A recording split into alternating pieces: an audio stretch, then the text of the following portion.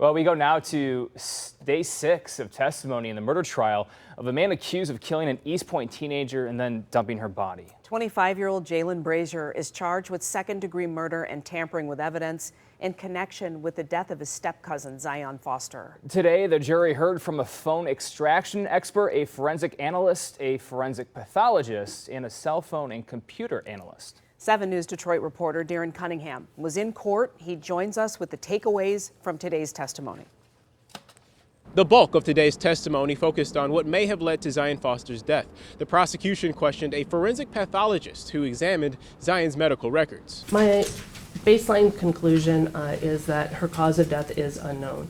In a case like this, an autopsy and hopefully toxicology would need to be done to sort out what happened in her final moments. The prosecution questioned Dr. Lee Lavity, a forensic pathologist with the Wayne County Medical Examiner's Office.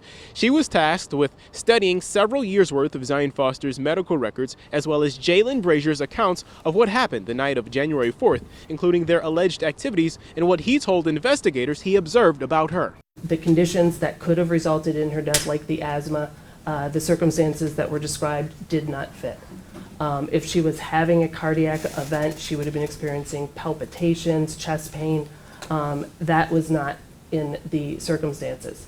The drugs that she was known to have used, the LSD and the marijuana, could not have caused her death in any way. At one point, the doctor said Zion had COVID.